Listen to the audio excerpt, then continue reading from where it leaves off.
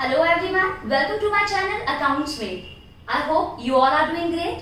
Myself Ashu Tyagi and today's topic is treatment of workman compensation reserve and investment fluctuation reserve in change in profit sharing ratio. So आज हम discuss करने वाले हैं अपने chapter change in profit sharing ratio का एक बहुत ही important topic that is treatment of workman compensation reserve and investment fluctuation reserve. ये दोनों रिजर्व कैसे रिजर्व हैं? Specific reserve. स्पेसिफिक मींस ये एक पर्टिकुलर पर्पस के लिए बने हुए हैं। जैसे वर्कमैन कंपनसेशन रिजर्व नाम से ही समझ में आ रहा है, अगर वर्कर के साथ कोई अनसर्टेनिटी हो जाएगी तो उसको कंपनसेट करने के लिए आपने प्रॉफिट के कुछ पार्ट को सेट असाइड कर रखा हुआ है, जिसे आप वर्कमैन कंपनसेशन रिजर्व कहते हैं। करेक्ट? तो अगर आपकी प्रीमाइसेस में कभी भी वर्कर के साथ अनसर्टेनिटी होगी और आपको कुछ लॉस कंपनसेट करना पड़ेगा तो आप इस पर्टिकुलर रिजर्व से उस अमाउंट को कंपनसेट करते हैं। इन्वेस्टमेंट फ्लक्चुएशन रिजर्व क्या होता है? अगर आपका कैश, फर्म का कैश मतलब आउटसाइड इन्वेस्ट है और उसकी वैल्यू अगर रिड्यूस हो रही है तो उस रिड्यूस वैल्यू में होने वाली फ्लक्चुएशन को कवर करने के लिए आपने ये रिजर्व बनाया है। करेक्ट? तो ये जो स्पेसिफिक रिजर्व होते हैं, नॉर्मली मैंने आपको change in profit sharing ratio में बता दिया है कि अगर अनडिस्ट्रीब्यूटेड प्रॉफिट्स होते हैं तो वो ओल्ड पार्टनर्स ओल्ड रेशियो में डिस्ट्रीब्यूट होते हैं। मींस अनडिस्ट्रीब्यूटेड प्रॉफिट्स का न्यू पार्टनर पर या प्रॉफिट शेयरिंग रेशियो चेंज होने पर कोई फर्क नहीं पड़ता, ये ओल्ड पार्टनर्स से बिलोंग करता है, ओल्ड पार्टनर्स में डिस्ट्रीब्यूट होता है। तो ये सिर्फ change in profit sharing ratio तक लिमिटेड नहीं है।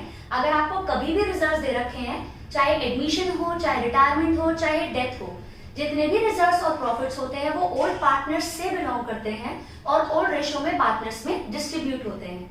करेक्ट? लेकिन अगर कुछ स्पेसिफिक रिजर्व्स हैं, मींस अगर आपने किसी पर्टिकुलर लॉस को कवर करने के लिए उन रिजर्व्स को रखा हुआ था, तो पहले वो लॉसेस को रिकवर करने के बाद जो प्रॉफिट बचता है आप उसको पार्टनर्स में डिस्ट्रीब्यूट करते हो। कैसे करना है एग्जाम्पल के थ्रू समझते हैं। तो सबसे पहले वर्कमैन कंपनसेशन रिजर्व समझते हैं। करेक्ट? बैलेंस शीट में वर्कमैन कंपनसेशन रिजर्व कहां गिवन होगा? Liability side. करेक्ट? आपके जितने भी प्रॉफिट्स होते हैं, जो भी फर्म के प्रॉफिट हैं, वो बिजनेसमैन से बिलोंग करते हैं या पार्टनर्स से बिलोंग करते हैं, तो बिजनेस या फर्म उसे अपनी बैलेंस शीट में लायबिलिटी साइड शो करती है। वो रिजर्व स्पेसिफिक है, नाम क्या है? Workman compensation reserve. मैं इसको WCR लिख रही हूँ। ठीक? सो वर्कमैन कंपनसेशन रिजर्व गिवन है 1 लाख, ये एग्जांपल है। आपका ओल्ड रेशियो गिवन है 5:3:2। इन तीनों पार्टनर्स ने अपना PSR चेंज किया है और 2:1 इनका न्यू PSR हो गया है। अब case 1, no claim on account of workman compensation.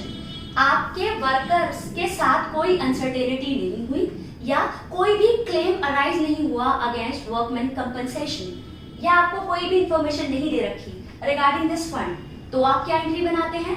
जितना भी आपने फंड बना रखा है वर्कमैन कंपनसेशन रिजर्व, जितना भी ये रिजर्व है 1 लाख, ये सारा का सारा आप किनको डिस्ट्रीब्यूट कर दोगे? Old partners old ratio X, Y, Z को डिस्ट्रीब्यूट कर दोगे। किस रेशियो में? Old ratio. हमेशा आपको याद रखना है। सो पहला पॉइंट होपफुली आपको समझ में आया।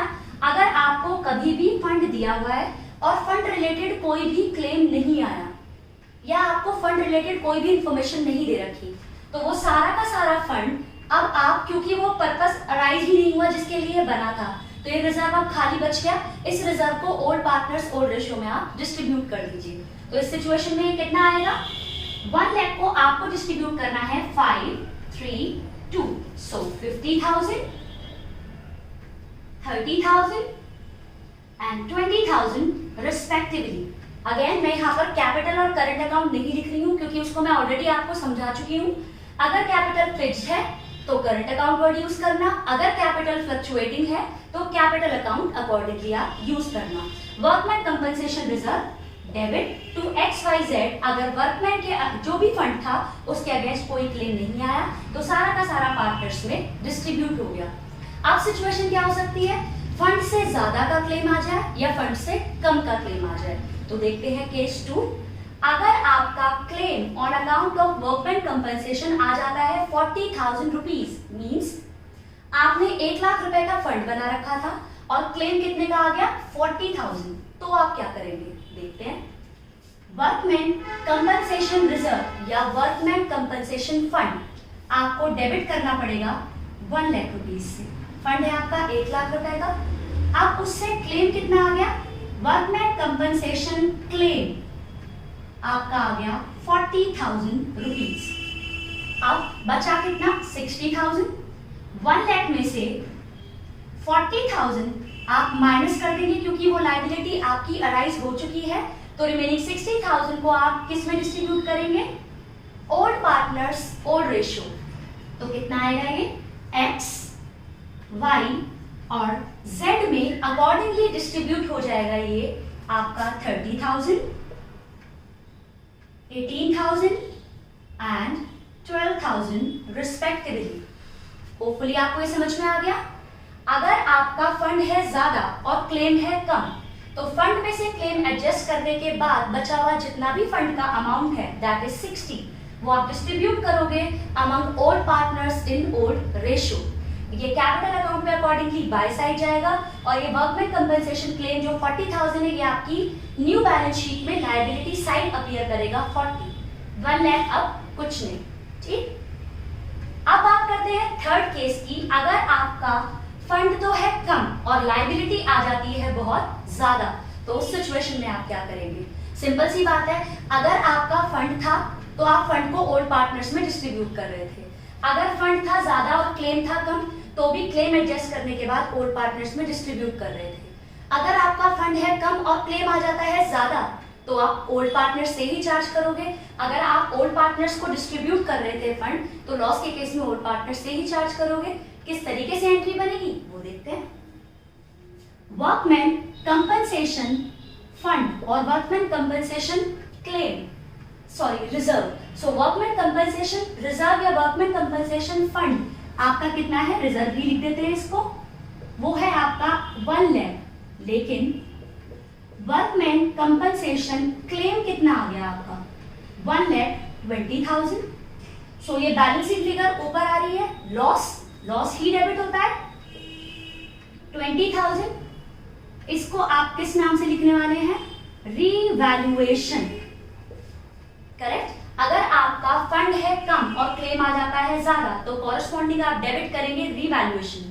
लॉस है और लॉस को कर दिया आपने डेबिट। रीवैल्यूएशन मैंने आपको बनाना सिखा रखा है। रीवैल्यूएशन अगर होता है डेबिट मींस वो लॉस को कवर कर रहा है, और अल्टीमेटली ये रीवैल्यूएशन का लॉस आप किससे चार्ज करोगे? Old partners in old ratio. Old partner से अगर आप लॉस चार्ज करते हो तो उनकी कैपिटल होगी कम। कैपिटल जब भी कम होती है तो वो क्या होती है? Debit debit debit. तो ये 20,000 को आप किस रेशियो में चार्ज करोगे? Old ratio, that is 5:3:2। तो कितना आएगा ये आपका? 10,000, 6,000 एंड 4,000 रिस्पेक्टिवली। करेक्ट। एक बार क्विकली रिवाइज करते हैं क्या किया हमने। अगर आपका फंड है 1 लाख और कोई क्लेम नहीं आया, तो आप सारे के सारे फंड को ओल्ड पार्टनर्स ओल्ड रेशियो में डिस्ट्रीब्यूट कर देंगे। तो हमने किस रेशियो में डिस्ट्रीब्यूट कर दिया? 5:3:2। अगर आपका फंड है 1 लाख और क्लेम आ जाता है 40,000 का, तो आप 1 लाख में से पहले 40,000 का क्लेम सेट कर दें। फंड में से क्लेम की अमाउंट हमने अलग निकाल दी। बचे हुए 60 को आपने ओल्ड पार्टनर्स ओल्ड रेशियो में डिस्ट्रीब्यूट कर दिया। अगर फंड है 1 लाख और क्लेम आ जाता है 1,20,000 का, so fund 1 lakh, claim 120। Corresponding आपको लॉस हुआ, उस लॉस को आप रिवैल्यूएशन से चार्ज करेंगे और अल्टीमेटली ये रिवैल्यूएशन फिर पार्टनर्स कैपिटल अकाउंट के थ्रू आप उन्हें डेबिट करके रिवैल्यूएशन को कर देंगे क्रेडिट। मींस आपने लॉस पार्टनर्स से चार्ज कर लिया। किस रेशियो में? Old partners old ratio. Hopefully आपको वर्कमैन कंपनसेशन फंड या वर्कमैन कंपनसेशन रिजर्व का ट्रीटमेंट समझ में आ गया है। एक बार बैलेंस शीट में किस तरीके से प्रेजेंट करेंगे ये और देख लेते हैं। अगर आपका फंड था 1 लाख और क्लेम नहीं आया, तो आपने सारा पार्टनर्स में डिस्ट्रीब्यूट कर दिया, तो ये सिर्फ कैपिटल अकाउंट में बाय साइड जाएगा। न्यू बैलेंस शीट में फंड नाम की कोई चीज नहीं आएगी। अगर आपका फंड है 1 लाख और 40,000 का क्लेम आ गया, तो न्यू बैलेंस शीट में 40,000 जाएगा लायबिलिटी साइड, और पार्टनर्स कैपिटल अकाउंट में by side credit side 30, 18, 12 respectively. अगर आपका फंड था 1 लाख और क्लेम आ जाए 1,20,000, सो 1,20,000 आपकी न्यू बैलेंस शीट में लायबिलिटी साइड अपीयर होगा एंड आप रिवैल्यूएशन में लिखेंगे डेबिट साइड 20,000 और पार्टनर्स कैपिटल अकाउंट में डेबिट लिखेंगे 10, 6,000 और 4,000 अकॉर्डिंगली। सो होपफुली आपको समझ में आ गया। अब बात करते हैं इन्वेस्टमेंट फ्लक्चुएशन रिजर्व की, तो उसको भी एक एग्जांपल के थ्रू समझते हैं। हमारा एग्जांपल है इन्वेस्टमेंट 1,50,000, ये बैलेंस शीट में असेट साइड प्रेजेंट होगी हमेशा। Investment 150 and investment fluctuation reserve 20,000। आपने ये एस्टिमेट कर रखा है कि आपकी इन्वेस्टमेंट की वैल्यू घट सकती है और उसके लिए आपने 20,000 रुपए तक का फंड क्रिएट कर रखा है। आपका ओल्ड रेशियो है 5:3, न्यू रेशियो इज 2:1। और पहली सिचुएशन क्या आती है, अगर कोई इंफॉर्मेशन गिवन नहीं है regarding the market price of investment, means market price investment का 150 ही होगा, या आपको स्पेसिफिकली इन्होंने बोल रखा है कि market value of investment is 1,50,000, means अगर आपकी इन्वेस्टमेंट 1,50 थी और वो 1,50 की ही मार्केट में है, 1,50,000 ही उसकी मार्केट वैल्यू है, तो उस सिचुएशन में जो आपने रिजर्व बना रखा है वो बिल्कुल आइडल, तो इस रिजर्व को आप ओल्ड पार्टनर्स ओल्ड रेशियो में डिस्ट्रीब्यूट कर दीजिए क्योंकि वो यूज ही नहीं होगा इन्वेस्टमेंट की फ्लक्चुएशन को कवर करने के लिए, क्योंकि कोई फ्लक्चुएशन ही नहीं है। तो जितना भी फंड है आपका इन्वेस्टमेंट फ्लक्चुएशन रिजर्व डेबिट कर आप उसे पार्टनर्स में डिस्ट्रीब्यूट कर देंगे। किस रेशियो में? Old partners old ratio, that is 5:3:2। आपका फंड कितना था? 20,000, और 20,000 को अकॉर्डिंगली 5:3:2 में डिस्ट्रीब्यूट कर दीजिए। 10,000, 6,000 एंड 4,000 रिस्पेक्टिवली। तो होपफुली समझ में आ गया, बिल्कुल सेम वर्कमैन कंपनसेशन रिजर्व की तरह है। अगर वर्कमैन कंपनसेशन रिजर्व के अगेंस्ट भी कोई क्लेम नहीं आया था तो सारे रिजर्व को आपने ओल्ड पार्टनर्स ओल्ड रेशियो में डिस्ट्रीब्यूट कर दिया था। सिमिलरली अगर इन्वेस्टमेंट की वैल्यू में कोई फ्लक्चुएशन नहीं हुआ तो जितना भी फंड है आप उसे ओल्ड पार्टनर्स ओल्ड रेशियो में डिस्ट्रीब्यूट कर देंगे।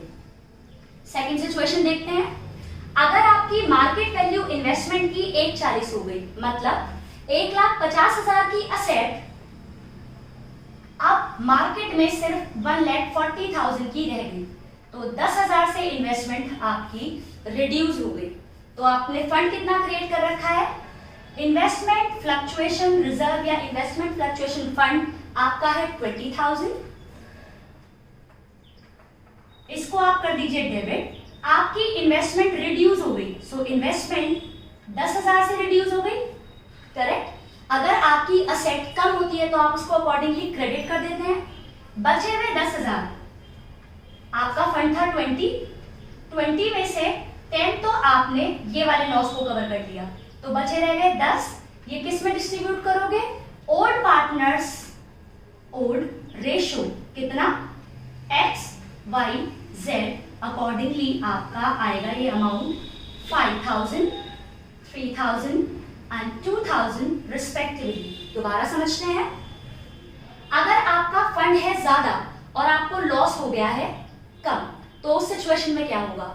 आपकी इन्वेस्टमेंट घटी 10,000 से और आपने फंड बना रखा था 20,000 का, तो 20,000 के फंड में से 10,000 की इन्वेस्टमेंट जो घटी उसको कंपनसेट कर लिया और रिमेनिंग 10,000 आपने ओल्ड पार्टनर्स ओल्ड रेशियो में डिस्ट्रीब्यूट कर दिए, करेक्ट। तो होपफुली आपको ये सिचुएशन समझ में आ गई। अब बात करते हैं थर्ड सिचुएशन की, अगर आपकी इन्वेस्टमेंट फंड से ज्यादा रिड्यूस हो जाए तो देखते हैं क्या करेंगे। अगर आपकी मार्केट वैल्यू इन्वेस्टमेंट की सिर्फ 1 लाख ही रह जाए, 1,50,000 की असेट अगर आज 1 लाख ही रह जाती है तो इन्वेस्टमेंट कितने से रिड्यूस हो गई? 50,000। फंड कितने का है? सिर्फ 20,000 का, तो क्या करेंगे देखते हैं। इन्वेस्टमेंट फ्लक्चुएशन फंड या रिजर्व है आपका 20,000, लेकिन आपकी इन्वेस्टमेंट कितने से रिड्यूस हुई है? 50,000। ये तो बहुत ज्यादा लॉस हो गया। फ्लक्चुएशन का जितना एक्सपेक्टेड लॉस था 20 जो आपने जोड़ के रख रखा था उससे ज्यादा 50,000 से इन्वेस्टमेंट रिड्यूस हो गई, तो डिफरेंस 30 डेबिट में जो लॉस है उसे किससे कंपनसेट करेंगे? अभी तो बैलेंसिंग फिगर को रीवैल्यूएशन अकाउंट से चार्ज कर लेंगे 30,000, और ये रिवैल्यूएशन आपका लॉस, ये लॉस अल्टीमेटली आप किससे चार्ज करोगे? Old partners old ratio. Old ratio क्या था आपका 532, किसको चार्ज करेंगे 30,000 को। रीवैल्यूएशन कितना आएगा ये 15,000, 9,000 एंड 6,000 अकॉर्डिंगली। करेक्ट। अब बात करते हैं, अगर आपकी मार्केट वैल्यू बढ़ जाए, आपकी मार्केट वैल्यू, आपकी इन्वेस्टमेंट थी 1,50,000 और इसकी मार्केट वैल्यू उल्टा 1,80,000 रुपए हो गई, तो मतलब ये फंड तो बेकार। अब इस फंड को तो इस फ्लक्चुएशन को कवर करने के लिए यूज ही नहीं करना, क्योंकि कोई फ्लक्चुएशन ही नहीं हुआ। फ्लक्चुएशन हुआ लेकिन इन पॉजिटिव मैनर, इन्वेस्टमेंट उल्टा बढ़ गई है, तो इस फंड को तो यूटिलाइज करने की नीड ही नहीं थी। इस फंड को as it is investment fluctuation fund या रिजर्व जो आपने बना रखा है 20,000, इसको तो आप पार्टनर्स में डिस्ट्रीब्यूट ही कर दो। XYZ को किस रेशो में, ओल्ड रेशो में, दैट इज 10,000, 6,000 एंड 4,000 रिस्पेक्टिवली। उल्टा आपकी इन्वेस्टमेंट 150 से 180 हो गई, इन्वेस्टमेंट बढ़ गई। कितने से बढ़ गई इन्वेस्टमेंट 30,000 से। करेक्ट। 30,000 से अगर ये इन्वेस्टमेंट बढ़ गई है, एक एंट्री और बनानी पड़ेगी, तो इसको हम यहां कवर कर लेते हैं। तो फर्स्ट एंट्री तो यही हुई कि आपने फंड को ओल्ड पार्टनर्स में डिस्ट्रीब्यूट कर दिया, क्योंकि अब आपको कोई लॉस कवर करना ही नहीं है इससे। आपका उल्टा इन्वेस्टमेंट 180 हो गई, मतलब 1,50,000 की चीज अगर 180 हो गई तो आपकी इन्वेस्टमेंट बढ़ गई कितने से 30,000।